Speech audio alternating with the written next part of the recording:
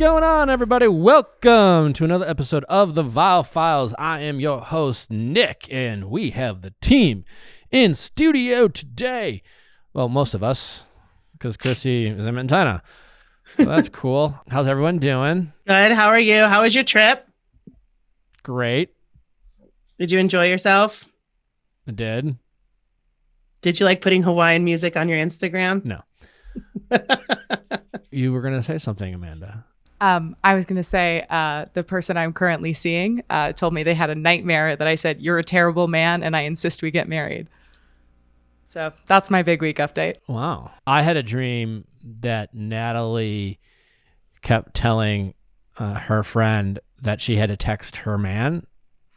And I was like, what? And she was like, don't worry about it. And then I saw her like off in the distance, like taking selfies and butt shots and sending them to someone. And I kept being like, what are you doing? She's like, don't worry about it.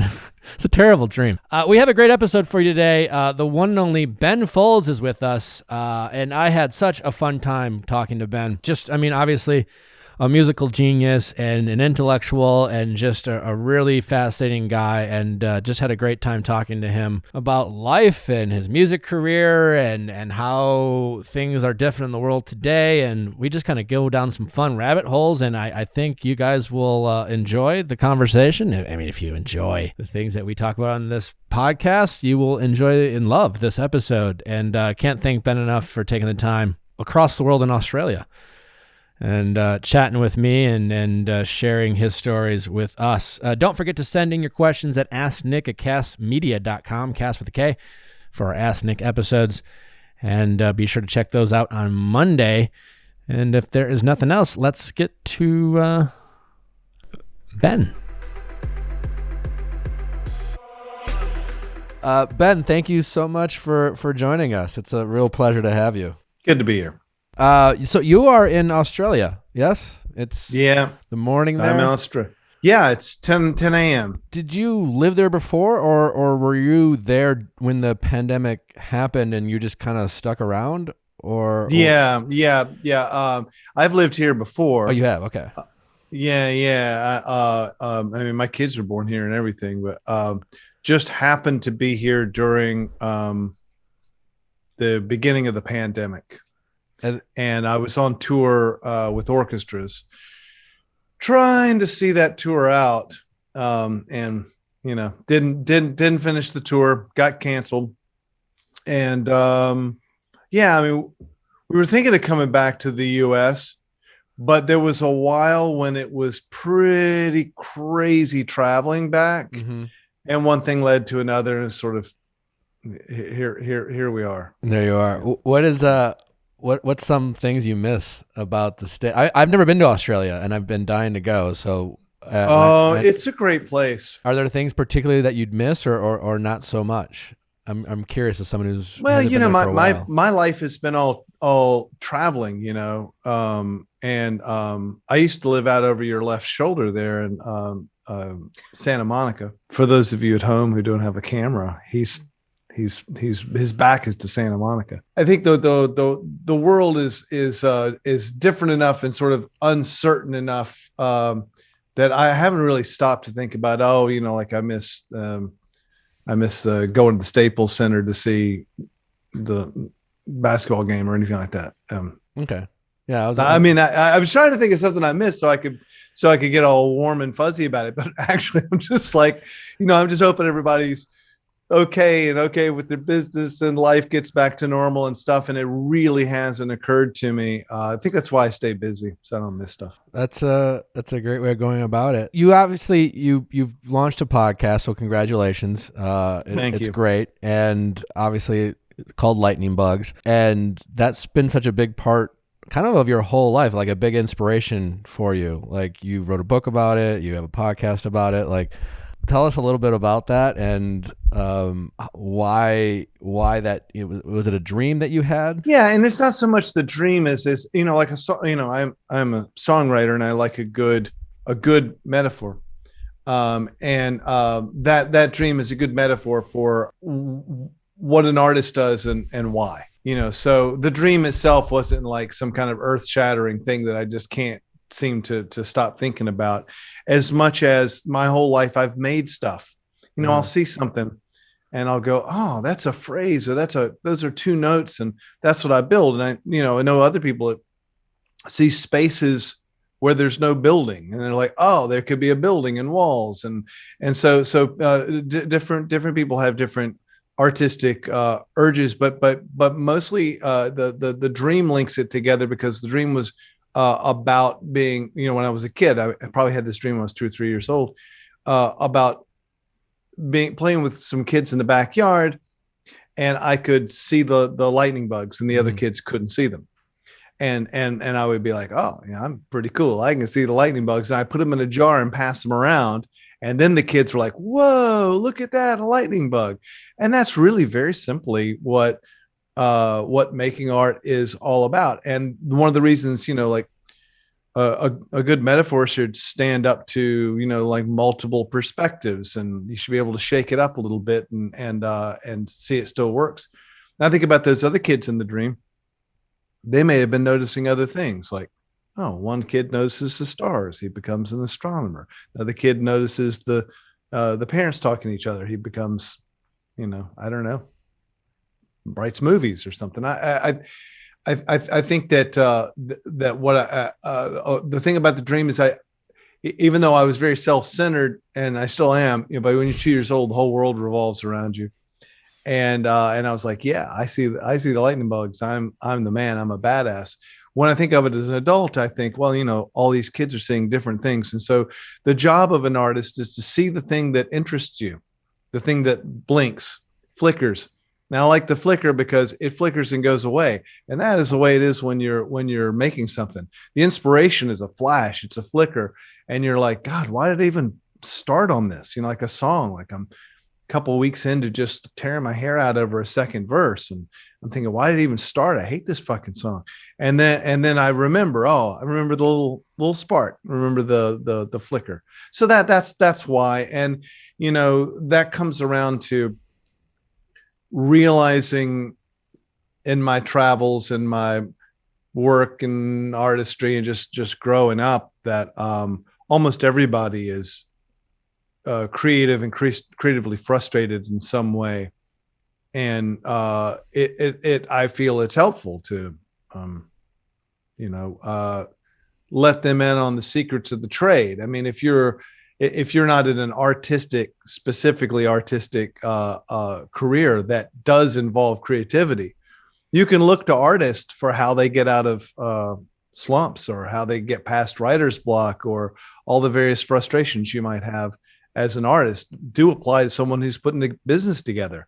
They may not be inspired. It might be nice to talk to an artist and say, when I'm not inspired, I do this and this and this, and you might look at these things. And that's why in the podcast, I try to get everyone's recommendations for an exercise for that week of things that get them out of slumps. As a kid, I had this dream. I mean, my dream, what I wanted to be when I grow up was a cartoonist for Disney.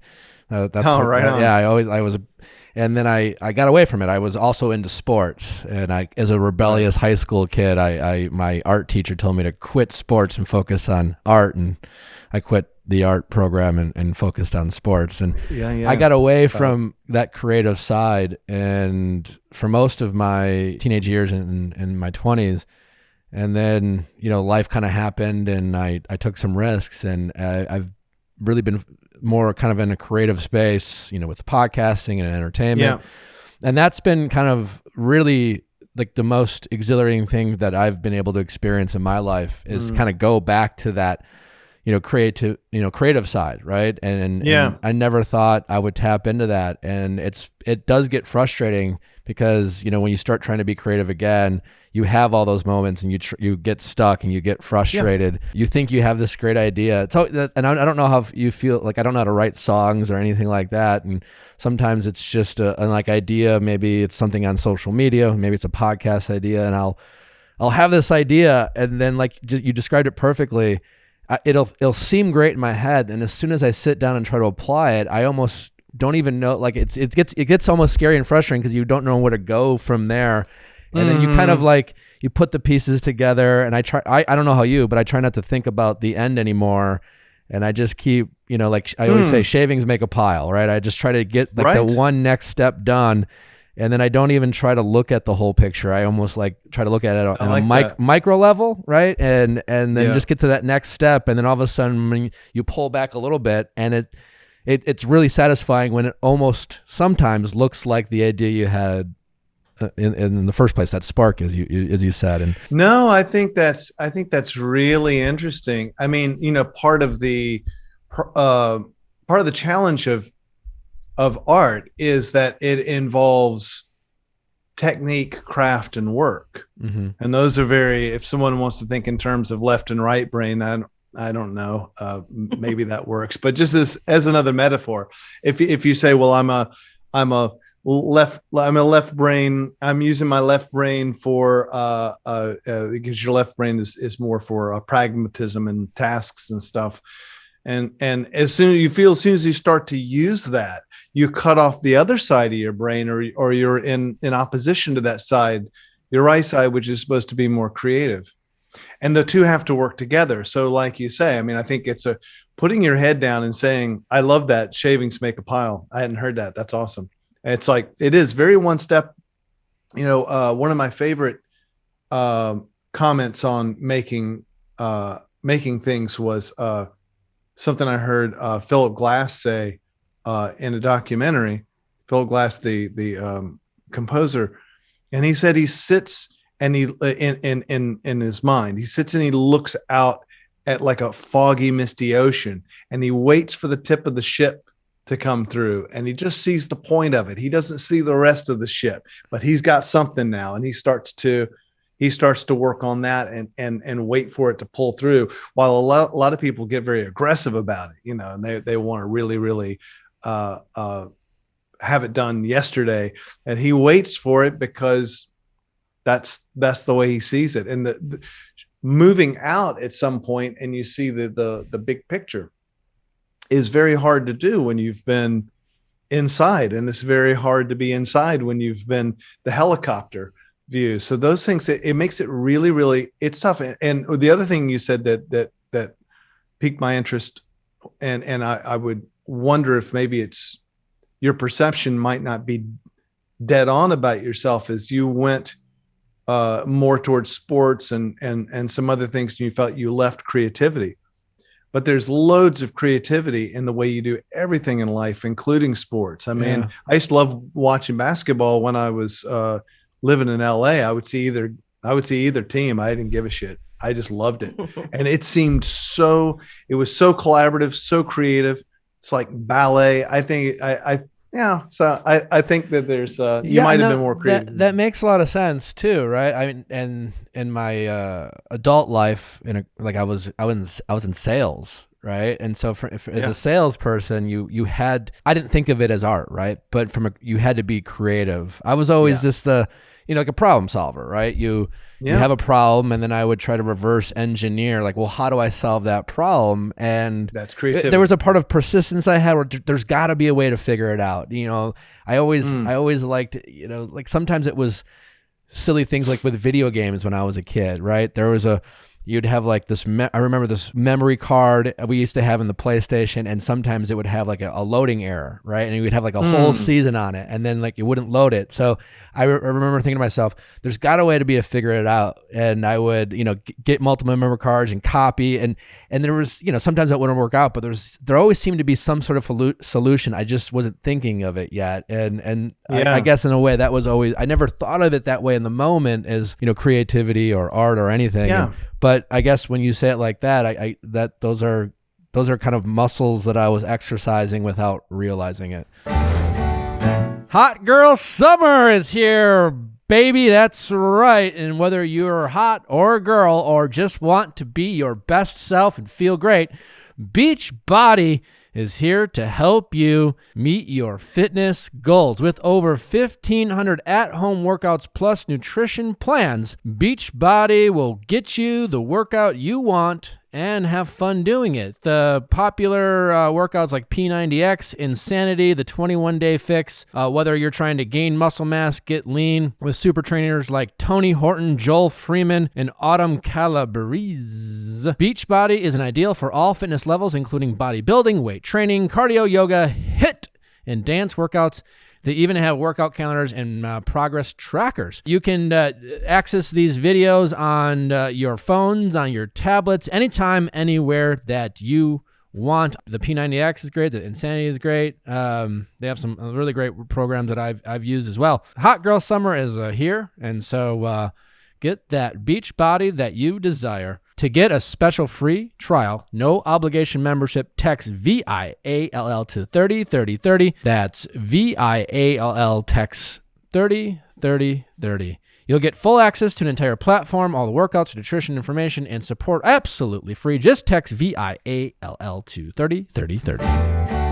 Just got back from Hawaii, and a compliment that I got from Natalie's cousin who we stayed with is how well I smelled. And I was like, well, that's each and every that you're smelling on my body. And the good news is it is natural without all the chemicals and crap that come in regular deodorants. He was like, we talked about it, and he's a new each and every customer, because I was like, dude, do you know what you're using with the crap deodorants that you have? And he was like, what? And I was like, yeah, and try each and every. And he's like, great. And also he's like, this smells great too. It was a really fascinating conversation. The important thing is that he smells just as good as I do, and he's doing it safely. Each and every is made with 6 simple ingredients that are safe, like Dead Sea salt and coconut oil.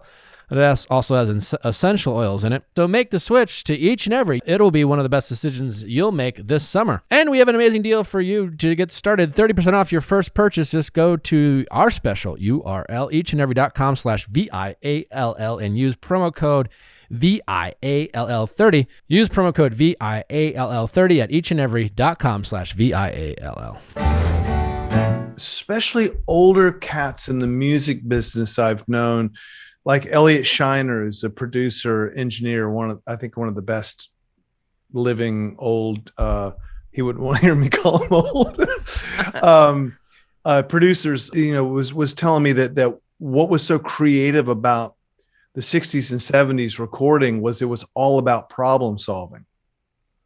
And you just mentioned problem solving and reverse engineering.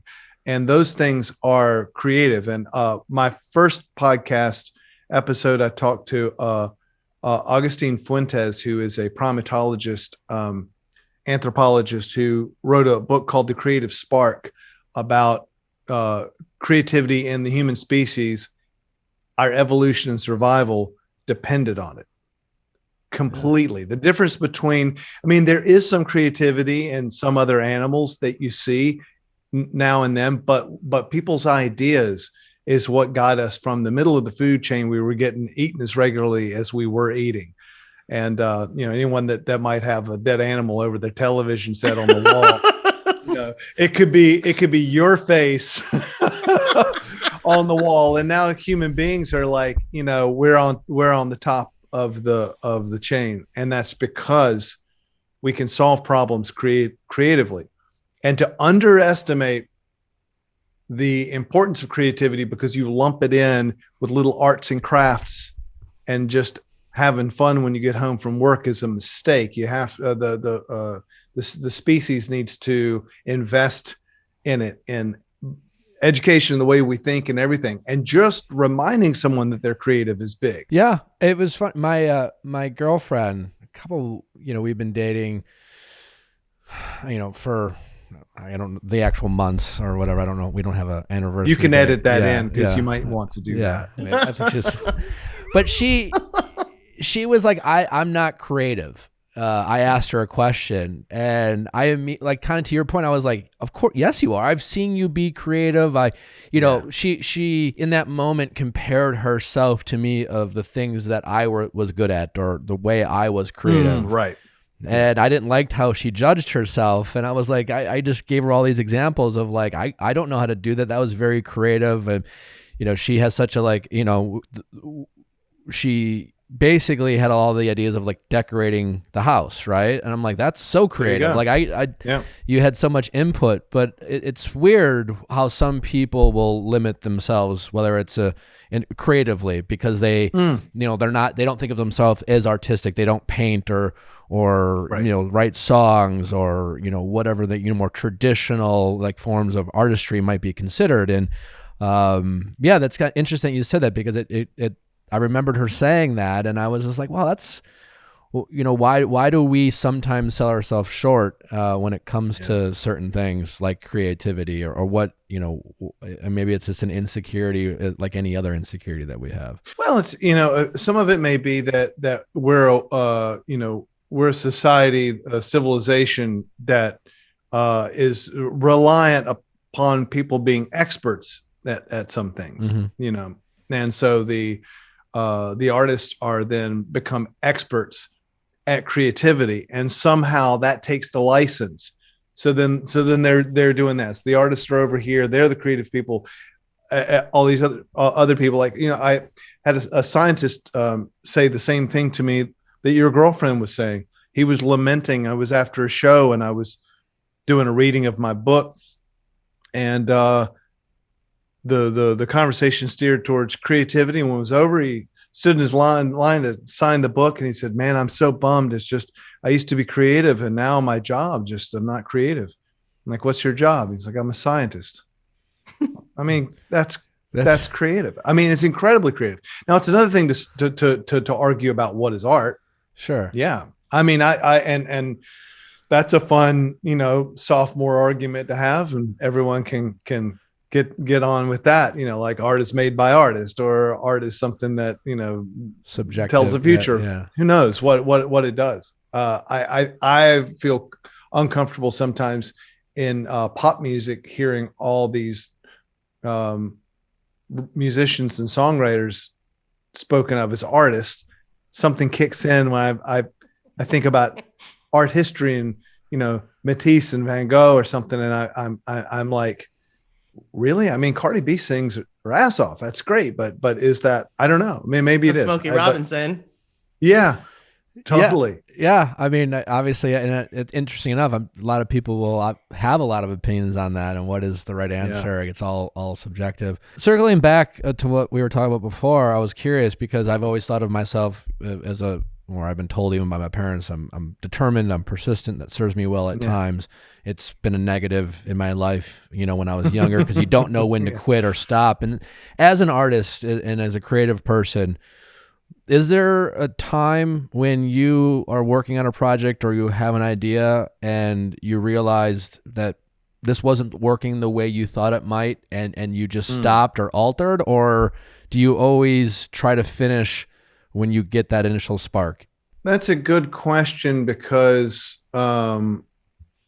it really, to me, comes down to how quickly you get to work bottling your idea. And generally, the slower the process, until it just dies. So I would say I have a lot of ideas during the day of all kinds. Anything from, I got an idea for an app to I know what I could put in the living room that would look better than that IKEA thing, to a song. And I'd say probably for me, maybe 75% of those ideas are just, you know, abandoned folly, something that entertains my brain for a moment. I think it's probably healthier for me to view the creative spigot as sort of abundant, endless, just keeps going. That way I don't get scared that, oh man, this is my last idea, I had better put everything into it. There's an interesting phenomena that's happened on all my records, and I've noticed it happens on other people's records too, where you spend most of your time on the song that doesn't make the album. Ritual now has an amazing protein powder. Here's the thing about protein powder. We all can use protein. It's not just for your muscle building fanatics out there. No. Ritual and their special team, their scientists at Harvard, reimagined protein from the ground up and inside out, from how it's made to who it's for and why they need it. The result is a delicious plant-based protein offered in 3 premium formulations for distinct life stages and unique nutrient needs, all made from the same high standards approach and commitment to traceability that Ritual is known for. Whether you're doing reps or doing dog walks, protein is something you should consider in your diet. Clean plant-based formulas are specifically created to support nutrient needs of different life stages, 18 plus, pregnancy and postpartum, and 50 plus. 20 grams of pea protein plus a complete amino acid profile. So why not shake up your Ritual to make trying something new less scary? Ritual offers a money-back guarantee if you're not 100% in love. Plus, my listeners get 10% off during your first 3 months. Just visit ritual.com/VIALL to add essential protein today. That's ritual.com/VIALL. Motion sickness sucks, right, guys? It does suck. It sucks. And you know what? Hot girl summer is here, and we all might be boating. And for some of us, we get motion sickness, or we like to read in cars, things like that. Well, Relief Band can solve that motion sickness problem. It's actually fascinating. You would think something like this wouldn't work, but it truly does. Natalie uses it, and Chrissy uses it. Thankfully, I don't struggle from motion sickness all that much, but it's been a lifesaver for you, Chrissy. Yeah. It has been a lifesaver for me. I actually keep it in my glove compartment, so I always have it with me no matter where I'm going because my motion sickness is so bad. Relief Band is the #1 FDA-cleared anti-nausea wristband that has been clinically proven to quickly relieve and efficiently prevent nausea and vomiting associated with motion sickness, anxiety, migraines, hangovers, morning sickness, chemotherapy, and so much more. The product is 100% drug-free, non-drowsy, and provides all-natural, long-lasting relief with 0 side effects for as long as you need it. As the world opens up, don't let your fear of nausea keep you on the sidelines. Right now, Relief Band has an exclusive offer just for Viall listeners. If you go to reliefband.com and use promo code VIALL, you will receive 20% off plus free shipping and a no questions asked 30-day money-back guarantee. So head to reliefband.com and use promo code VIALL for 20% off and free shipping.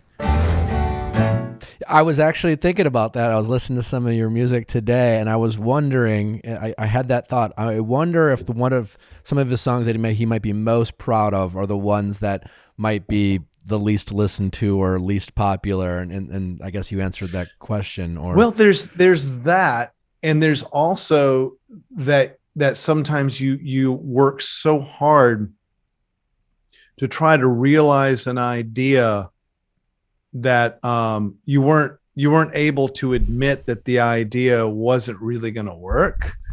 There was a song by the Beatles that you can hear on all of these bootlegs. And it's something about she's making something spaghetti. You know that? Groovy spaghetti. Yeah.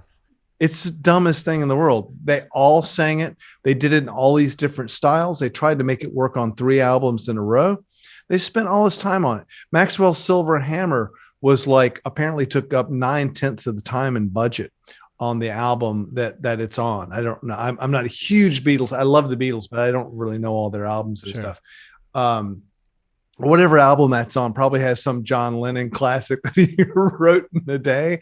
And I guess, yeah. So I think sometimes it's like, there are some ideas that you have to be okay with letting go, like entertain yourself, go, wow, that was a neat idea. Too bad that'll never happen, but that entertained me. Now let's go on, because any idea you have, you are one of the 2 collaborators. You're half of the picture. The other half is your mistakes, other people around you, what the air quality is, or what time of day you had, all kinds of things that are life will be your collaborator, and they will cut your idea down to size, or they will, for instance, I might come up with a piano piece in my head and realize it takes 6 hands to play it. I hear it in my head. I'm like, oh, that's cool. But then when I sit down, I'm like, I can't play it. like, and if I want this to be a solo piano piece, I'm going to have to collaborate with the reality that I have 2 hands and not 6. And those things, or I just can't play something, or maybe you think of a flute part and you realize, oh, that flute part is actually out of the range of the instrument. So reality will cut even the simplest music piece down, and that is your collaborator. I mean, you don't have to pay the reality royalties or anything like that, but you have to pay respect and realize that some of your ideas, you may just not be able to, like you said, reverse engineer how to get there. Yeah. You just may not win that one. And you may have another idea that's incredibly achievable.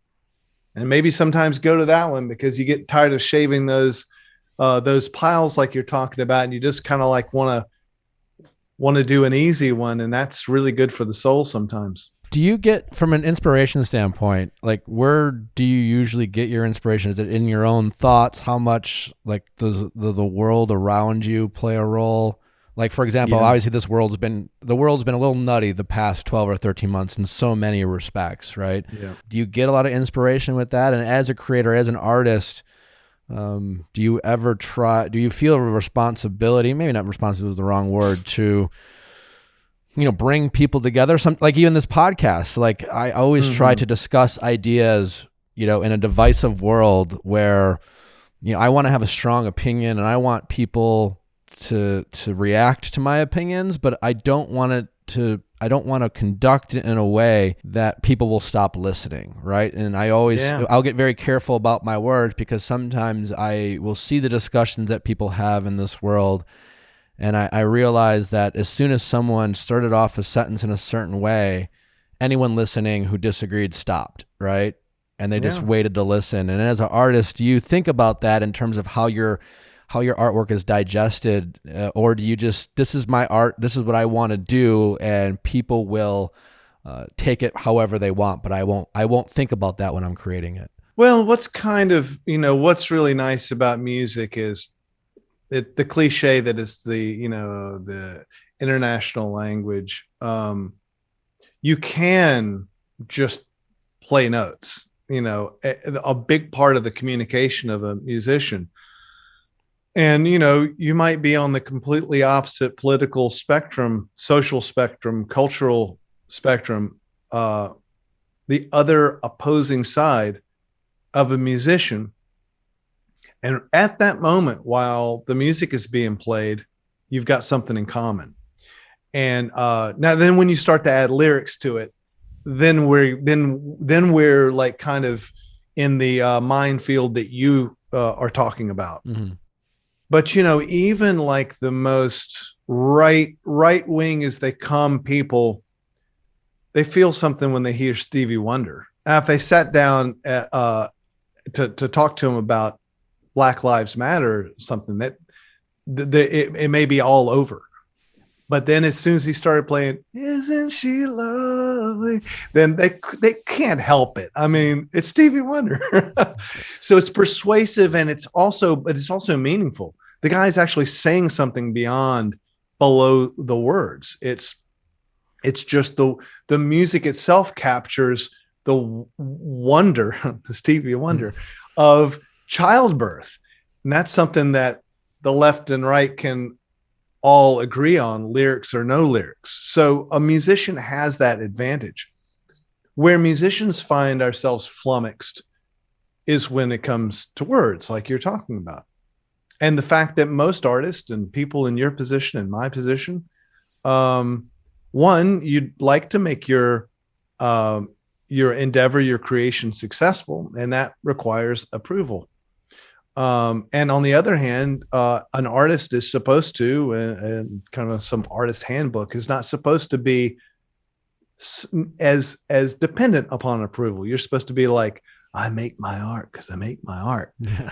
But the truth is that all creators of anything would be bummed if someone said, 50% of your audience just flipped you off and turned your music off. Yeah, that's not a great feeling, especially if you think it's for something that's not a legitimate reason. So I guess it's a very long-winded way of saying I think the musicians have an advantage, and I think that advantage comes with a lot of responsibility, and the responsibility is kind of like this. If I'm playing a show, and one of the things that's been wonderful about my audience and concerts over my career is they can sing 3-part harmonies. Absolutely stunning. Like just three parts. It sounds like the Mormon Tabernacle Choir or something. Hundreds of people singing in harmony. If I tell them to sing 3 parts, we're all in the same room. We're all good. They're going to nail it. 2-part harmony. Maybe that's a better metaphor. And but as soon as I start talking about anything political, or if now everything is political, if it was cultural at all, anything that separates and divides people through those triggers of culture or political war, they wouldn't sing harmony together. So I've expressed my opinion, and I've done my job as a human, which you're saying, like, you want to express your opinion because that's you're a person that has an opinion, and it's informed, and everyone should listen to everyone's perspective. However, if I say those things, they're going to cut off. Mm-hmm. So what am I supposed to do? Like, on one hand, I'm thinking, well, fuck them all. That's my opinion. I just said my opinion. I'm entitled to that. And on the other hand, I've just deprived these people of the experience of singing 2-part harmony together. So what was my job at that moment? Yeah. Some people would say, oh, you're kowtowing and you're being a politician. You're not saying your real opinion. And the other people would say, shut up and sing. And then others would be like, I came here to sing harmony. I didn't care. The guy, right next to me had a red baseball hat on. I was ready to he sings good tenor. I was going to sing with this cat. And now Foles just fucked it all up. And that's just the landmine that's out there that we have to deal with as artists. We have to make a decision in any given moment if we're okay with half the people tuning out. And it's not just that they tune out, they get upset, their blood pressure goes up. You don't want to be responsible for that. I don't want to play a show and feel like I made 1,000 people like upset and bummed out. That just doesn't make you happy. Husband and wife are fighting on the way home and triggered. Oh, totally. Yeah. Yeah. But it's interesting. Kellyanne and George Conway were at my show, and I just split them up. On the flip side, it must make you feel really good if you're ever informed or you see people coming together. You play at a show and there's thousands of people, right? And sheer numbers, that there are different cultures, different people, ethnicities, races, ages. You can assume political affiliations, and yet when everyone's enjoying and singing these 2-part melodies and holding up their lighters, that must be a source of inspiration and feel good. And especially you get to see it. I mean, some of my coolest moments, right. Like on a TV show, like if I ever had to be on stage with like just a small audience of like a couple hundred people, and you hear that, you feel that energy. Yeah, that was always. I always wondered what it would be like to be in your position, to be a rock star, to be. And that must be such a euphoric feeling and so rewarding. I felt it on such a small level, and to see some of your concerts and things like that, I'm like, wow, that must have been just such a wild moment. Something that you wrote sung back to you, words that you wrote down connect in a way with somebody that it comes back to you in that moment. I think the one that was the most. I hate to say, you do become numb to some of those things. And I think the reason is because to the extent that you lap up the approval, you have to also lap up the criticism, and people are pretty free with it. You're subject, and both of our jobs, subject to pretty irresponsible, harsh, and mean criticism. Not constructive is fine with me. Like that song has problems, or that you're slipping on this. That's all fine. But like someone reminding me every single day about my toxic masculinity or something is really just not helpful for me. It says nothing about my artistry at all. What I figure is I wrote a really good character, and awesome. They don't realize I wrote a good character. They think that's me. And so I take that as good if I'm going to take it. But at the same time, if I'm like, yeah, I'm the shit, I love this, the crowd loves what I do, this is awesome, it does feel good. But then you also have to carry with it all of the negative stuff as well. So I think you kind of try to protect yourself from both so you don't get I guess it's while listening to you say that, social media has blown up the past few years. I've been heavily involved in having a platform on that, and then you experience comments and likes. And I've always said to some of my peers who might come to me for advice, and I always warn them, the positive affirmation you read about yourself can be just as damaging as the criticism, because the only thing that's consistent between both of those negative and positive comments is none of those people actually know who you are. They've never met you in person. They don't know your character. And if you're going to believe and validate the positive comments, then automatically your subconscious is going to validate the negative. And so that's why you as soon as you see one negative, it will really affect you. And hearing you talk, because the door's open. Yeah, the door's open. So to hear you talk about kind of protecting and having perspective from the audience, it sounds a lot like that. It's kind of fascinating. And that's the thing about creativity and art. It's full of contradictions. Everything has a contradiction. It's like, oh, I'm inspired. Okay, it's time to get technical. Oh, no, that messes up my inspiration. So there's that. And then there's like, oh, it's a great this is a great communication. I'm expressing, people are expressing back. Then suddenly it's like, oh, I got to take the good and the bad with that. And I have to care what they think, or I have to not care what they think and yet make something that communicates. And all those things fight against each other. And the word that always will come back and back and back is balance. It's just that balance between looking at the pile of shavings as opposed to seeing it from a helicopter and just realizing it's this little pile of shavings. If you go far enough back and you realize that nothing lasts, nothing matters. It's time to get back in the spaceship and come back to Earth. It's crazy stuff, but I do feel it's a really sad thing that at the moment being wrong is equal to being evil. And it makes it very difficult to communicate, to create a perspective, an idea, to have someone put themselves in someone else's shoes, because art, creativity is all about empathy and exchanging, being in someone else's shoes. So the job of musical artists right now is really, as much as possible, try not to trigger everyone's trigger happy, go motherfucking nuts way of thinking. And at the same time, give a perspective, a real perspective. Stand in these shoes for a minute. Stand in the shoes of someone who's like a single parent and got 7 kids and happens to believe this thing. Yeah. It's hard. It's great, but it is a very important key to life, right? And that's something I've learned in my life, or when people ask about relationships, and I always just try to just if you can, as hard as it might be, how would you feel if you were on their side? Just put it all, just reverse the whole thing, and I mean, that's helped me, just especially when I'm most mad, and you get really mad about someone.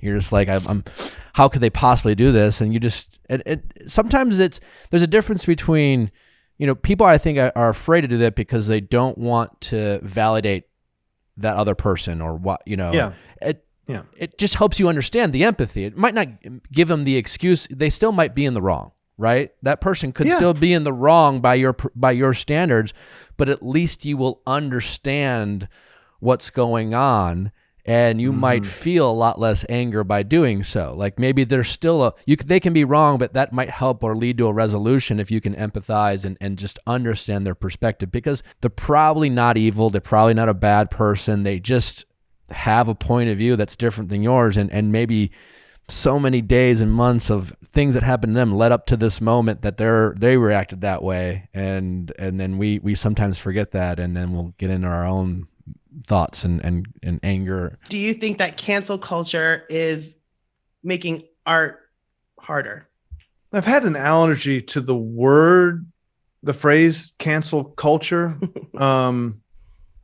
I think because it's emphasis on the wrong thing. We've always had the right to not purchase or tune in to something based on any kind of feeling. You know, it's like that's been going on since commercial anything happened. It's like you're perfectly, you know, look, if you can't separate someone's behavior or their alleged behavior from their art, and that's going to mess you up, listen to someone else. Now, what I think makes it difficult, my personal opinion on this stuff, is that more empathy, period. That's it. Just remember there are two sides to any and everything. And when you see someone you don't agree with, like you said, you put yourself in their position. That's what a mature adult should do. A lot of people that I don't agree with, and this is, I think, a problem with the word cancel culture. I think it's used mostly by people I don't agree with. And so I kind of don't want to give it too much credence. I feel like social change is difficult. There's always going to be ruffled feathers and probably some collateral damage. And we'll look at it from the helicopter in 100 years and go, that was a rough time, but it's a really good thing we did that. Now there's a whole, swath of people in culture that are more recognized part of things. It was a good thing, but boy, was it painful getting there. But what I don't like is, I think what is dangerous is people cutting off from any kind of discussion at all. Look, it's okay to be wrong. It's fine to be wrong. Yeah. Be wrong. Be wrong as hell. That's awesome. Then sit the fuck back and let someone kindly explain to you why you were wrong. Well, I'm down for that, but totally. I haven't found that in the discourse these days. The thing that worries me there is because if someone has a question, they're going to seek an answer, right? And if they don't feel comfortable seeking out that answer with someone who might disagree with them, who might enlighten them about a different point of view, they'll still have that question, and then they'll go to what they think is a safe place.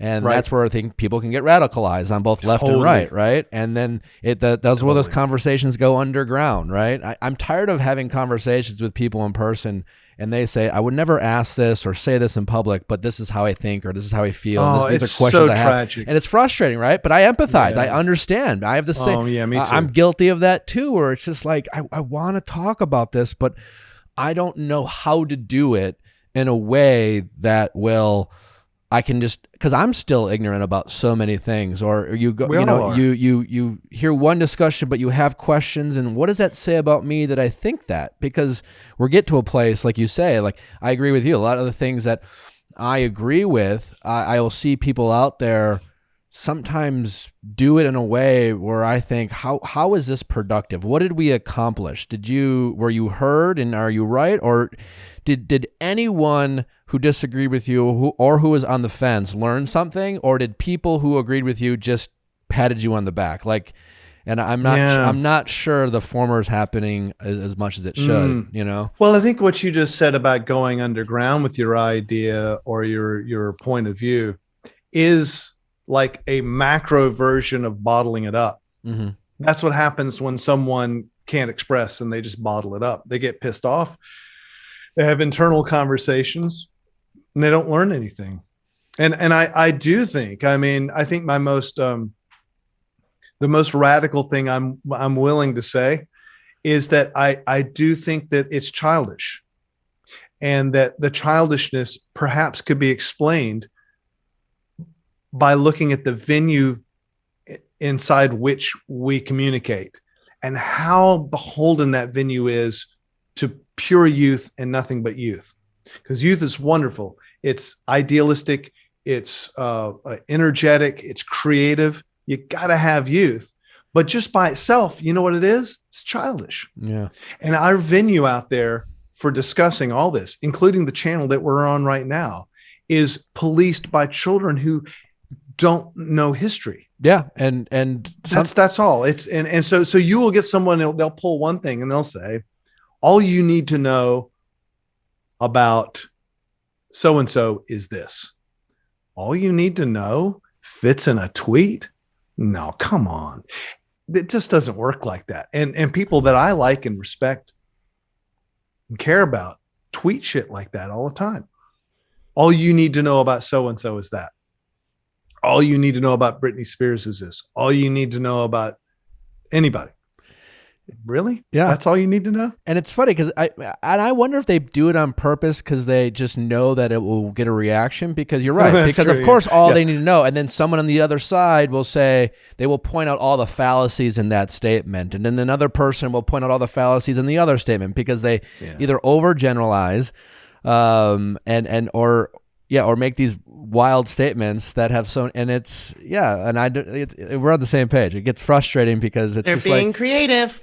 Well, they're being performative. Yeah, thank you. Yes. Well, what is the difference in your mind between performative and creative? Because on social media, it feels like everything by definition is performative, because your main goal seems to be engagement, traction, going viral, right? And is something creative? Is it validated because it goes viral? Or I don't think so, but it seems to be the new norm these days. Performance is in the toolkit for a creative idea. And, I was waxing about left and right brain. I would call that then the pragmatic side, the craft side. A performance is a skill and a craft and a way to create a vessel to have an idea. Doesn't mean you have an idea. You might be a great performer and you're just performing you've shot a blank. And most of that stuff is, you can be an amazing performer and get all kinds of eyeballs. If there's something more to it, I think it lasts. If it's positive, that's always a good thing. But you're right. I mean, people have learned the craft and the skill of getting the attention. But in and of itself, again, is childish. When we're children, we don't have to think about the long term as much. Yeah. And that's not like children versus older people. I know more older people that are just fucking idiots who didn't learn in their 70 years as much as some people I know that are 15,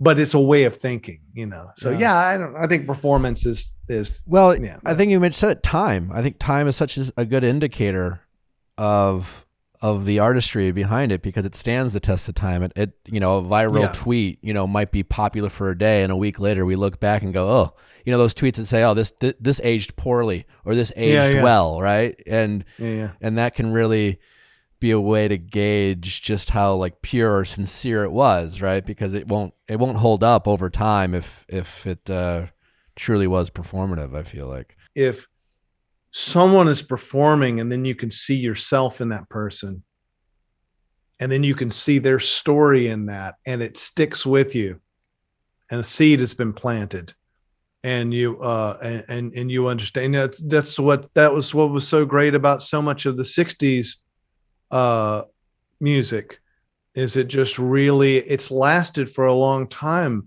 because over time it has aged well. Songs that spoke out against the Vietnam War, they aged pretty damn well. At the time they were like a stick in the eye. But you begin to think about, God, those 19-year-old dudes, and they just learned to drive a couple of minutes ago, and they're running around the jungle with a rifle getting shot at.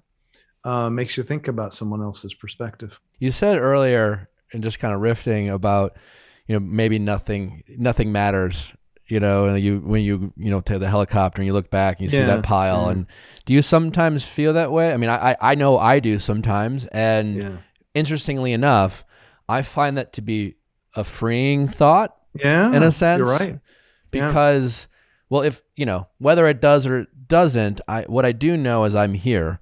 and I'm going to make the most of it. Right. And if it, I was talking to a guy over the weekend who was going through a hard breakup, and he was crushed, and I was talking to him, and it was just like, he was hurting. And I'm like, if it's one thing I think about life these days, is that my whole life has been about any feeling I felt, right? I look back, and it's when I think about my memories, I think about whatever I felt in that moment. And even as I look back in my youth, the painful moments, I now look back and smile, or anxiety. Yeah. And you right now, you're feeling a lot of pain, but I promise you that someday, if you get through this, and you will if you want to, you will look back and you will smile in this moment, because you're going to learn something. And that's, to me, that's all that really matters. Like, whatever we feel, that's like, great. It was just one of those things where, so to embrace kind of how we feel, like, regardless of why we're here or the meaning of life, just these feelings that we experience through life. Because like when we get older and we look back, some of those hardest moments we felt were the ones we will remember, and we will have felt a lot. And to me, I think that's helped me get through things that were hard. And I don't know if it helped him at the time, but he was really struggling. And it will at some point. Those are kind of like, it's like tossing a grenade. It hits and goes clink. A little later, it's gonna have to lay on the floor for a little while after going clink, because he's bumming. Yeah, he's bumming right now. But I've always wondered about. I always have seen it like these things happen in your life, and they were struggles. They didn't feel good. They were tough.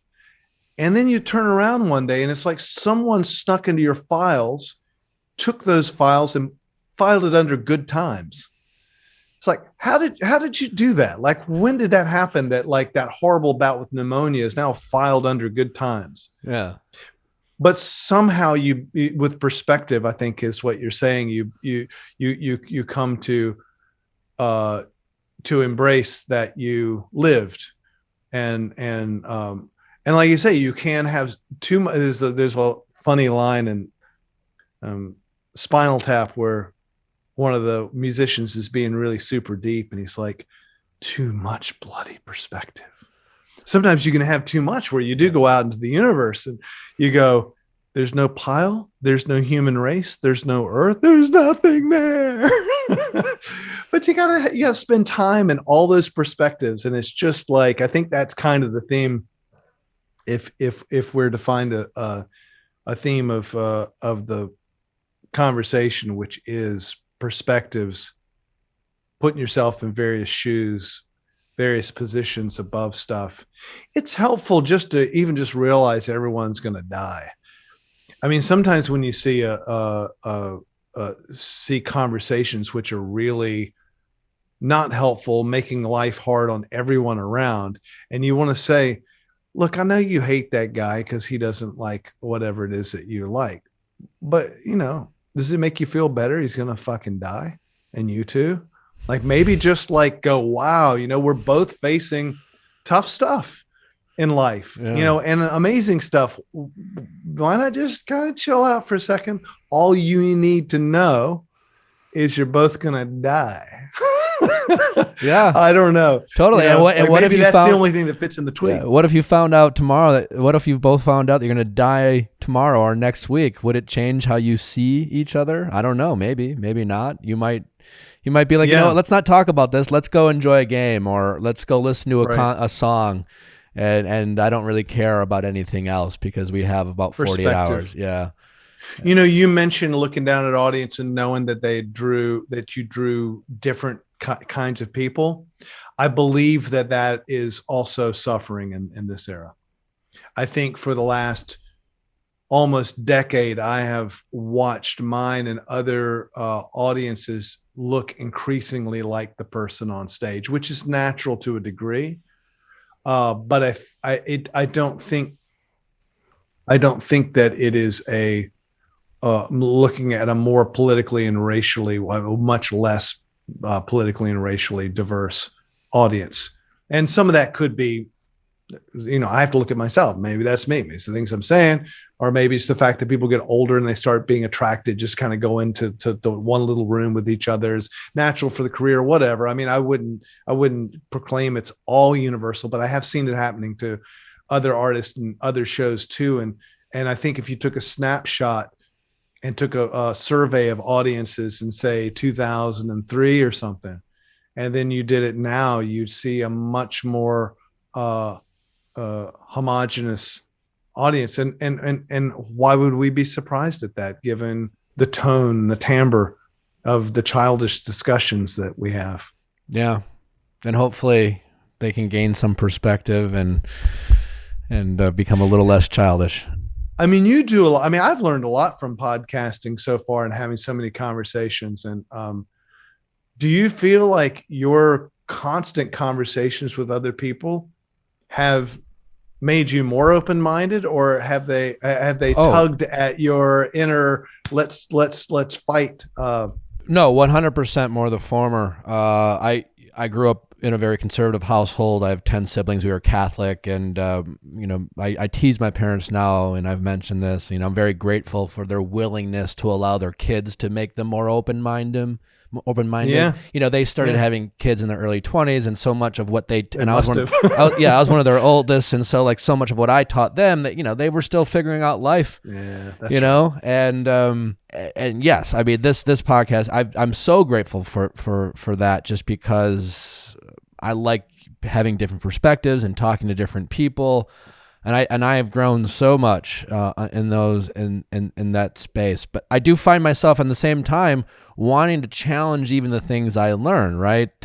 Oh, that's wonderful. That's amazing. Yeah. And if for me sometimes, I might be following certain things on social media or watching certain documentaries or whatever and learning something, and I feel my perspective going one side. Left, let's call it left or right. And I don't mean in a political sense, right? Yeah. And when I feel that, I will naturally try to digest the alternative point of view just to try to even myself out, right? That's smart. Just because I want to still be able to ask those questions. But podcasting has been such a gift in that sense, just because I feel like I've learned so much in the past 2 years than my entire life. It's been really just kind of a college course, and just whether it's our audience members who call in and ask questions, and I've learned about things of how I handle relationships with myself, my own relationships, and people I've met. So it's really just been a gift and a blessing to have these conversations, and kind of bringing it back home to our original point. That's why I encourage people to try to have these conversations as much as they can, and not just with people you agree with, because I didn't always think the way I did. Right. It was people who were gracious enough with their time and empathetic to who I was or where I came from, and all I brought to the table was a willingness to learn. And then they were gracious with the gift of just explaining to me and allowing sometimes some ignorant questions that I might have. Right. Yeah. And God, how important is that? Yeah. Totally. I mean, it's such a gift to just allow someone's ignorant question. It's not evil. That's great. Totally. And so that's, I've also, my audience will know that I talk about ignorance in a way that sometimes I feel like we've labeled ignorance in a very negative light, because, no one wants to be ignorant. Right. No. But sometimes we confuse ignorance with things like, you're racist or whatever. And there is a difference. And if we can't recognize our ignorance, then I don't know how we can grow or change or see our shortcomings. And sometimes we'll be too resistant to even acknowledge our ignorance, because we can't imagine being called ignorant or being labeled as such. And therefore there's no growth. And I think we need to ease off the pointing of a finger of you're ignorant, and that means you're evil, like you said, or maybe you just haven't been educated. Well, yeah, I mean, if you're going to point your finger at someone and say they're ignorant, it is in your power at that point to educate them. Yeah, so you can call them names, or you can say, why don't we just trade some information right now? I want to know why you think that, and I'm going to tell you a couple facts that you might not know, and now you're not ignorant anymore. High fives. Yeah. And I think to put a more positive spin on where we are. Look, in all the craziness, human nature and creativity has gotten us out. That's what's wonderful about talking to a primatologist who looks back tens and tens of thousands of years to see the evolution and how creativity's gotten us out. And I would say, to point in some small way to the conversations you're having, you had an idea. I think I'll go in this direction. I'm going to have a podcast now. I'm going to have these discussions. And all the problem solving you've done to get yourself where you are, and it's resulting in conversations, despite all the static out there. And you and some other people are learning, and it's all because of your creative ideas. And it's easy.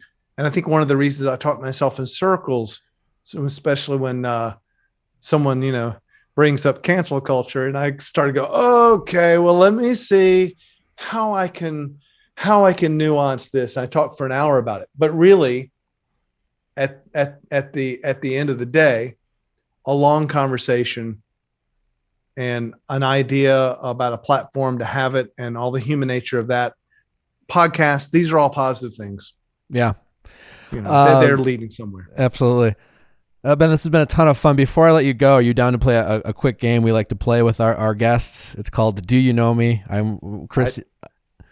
Dude, I don't play games. Okay. All right. Well, never mind. No, I'm fine with that. Yeah, I just like to say that. Yeah. I love it when people say they don't play games. Okay, I actually don't play games. But I'm going to play this. Well, let's go fuck myself. All right. Well. No, let's do this. It's real simple. It's called Do You Know Me? I would ask some questions. Does Ben this? Has Ben ever done that? Et cetera, et cetera. Don't answer right away. Chrissy and I will guess. Our audience will guess along with us, and then answer the question.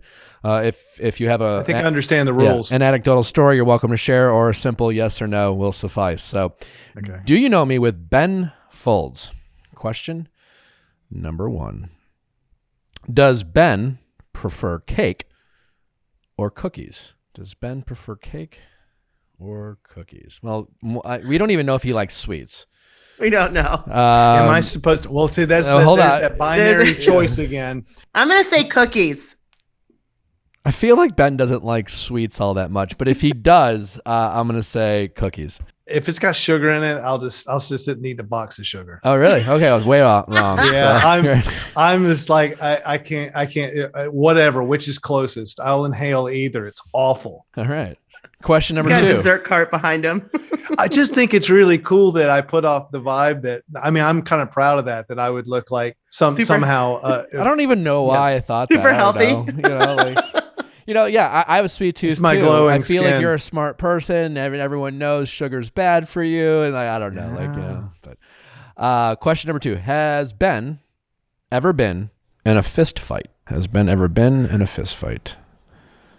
And I'm not going to answer that, right? I let someone else answer that. No, I don't think he has. I think he's thought his way out of. I feel like I've never been in a fist fight. And my girlfriend asked me, it was almost a surprise, and I thought about that, and I was just like, I guess in a traditional sense, having a fist fight when you're younger is a way of like a peacock or a way to prove yourself, and it kind of, and I've just always found other ways of doing that to express myself.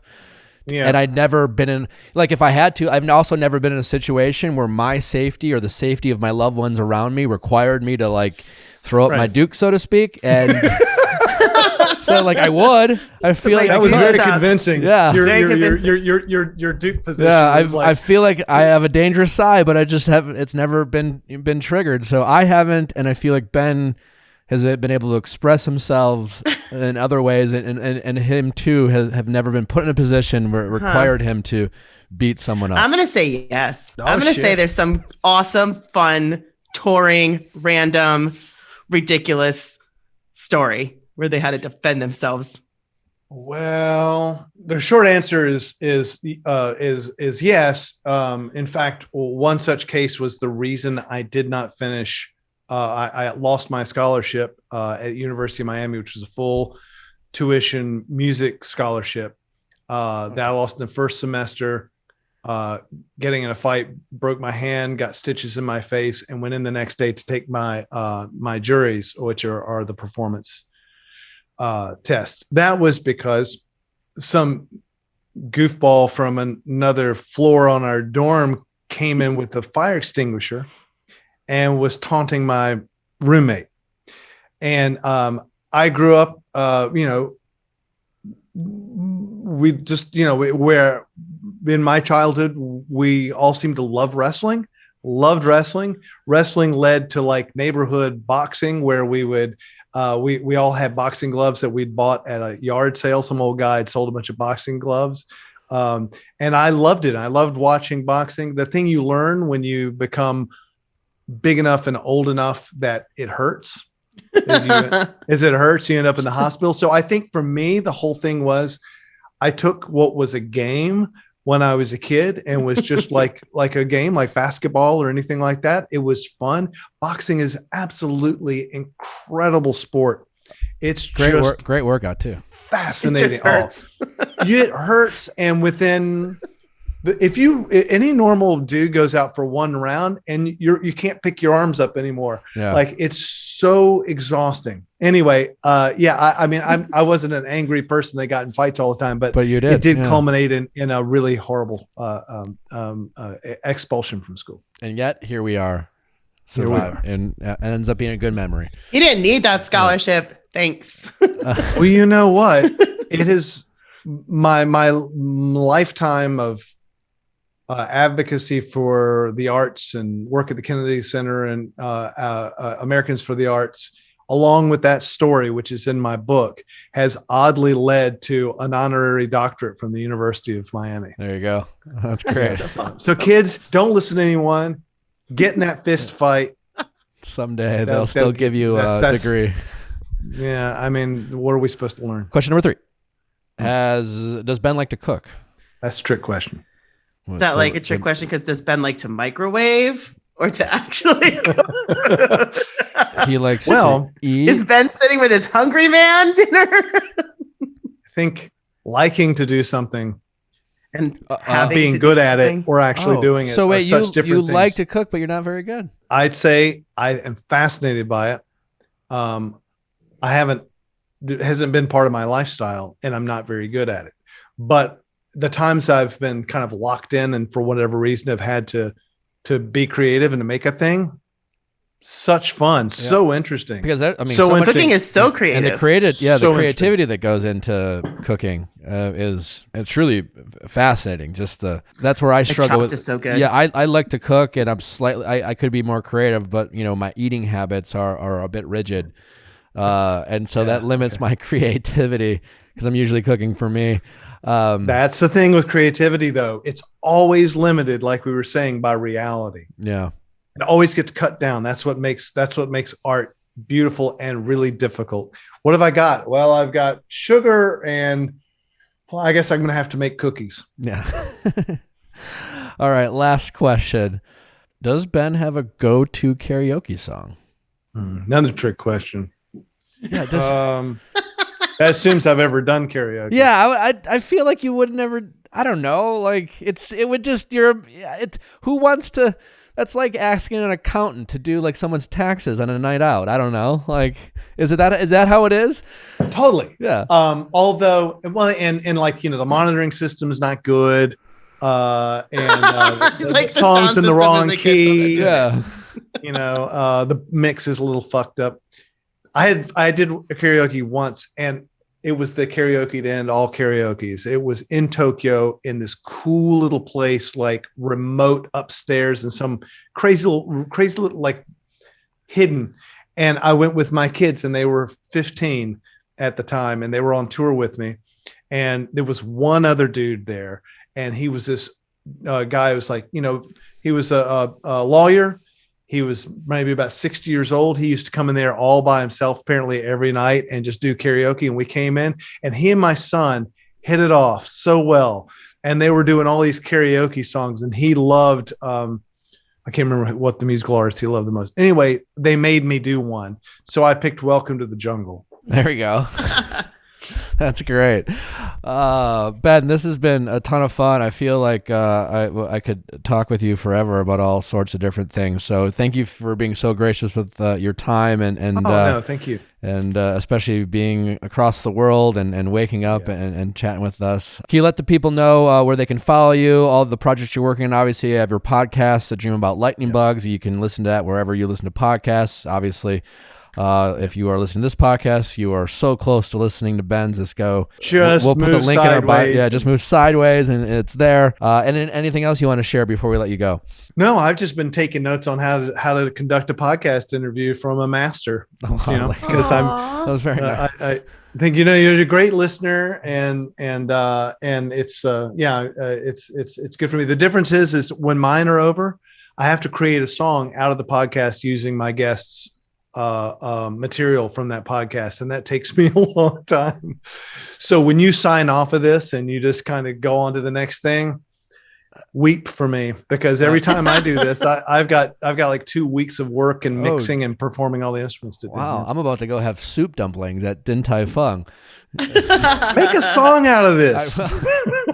Well, it's so cool how you do that. If there's one skill I don't have that I wish I could have, it's being a musician, and so you can do it. I know, but I'm not like you, and it's hard. I've creatively I have a hard time being creative with things I don't have confidence in, and that's a barrier I have. It takes a lifetime to learn the skills to do what we do. Ben, it's been such a pleasure. Thank you so much for taking the time. Thanks for listening, guys. Don't forget to send in your questions at asknick@castmedia.com, cast with a K. And if there's nothing else, we will see you back on Monday.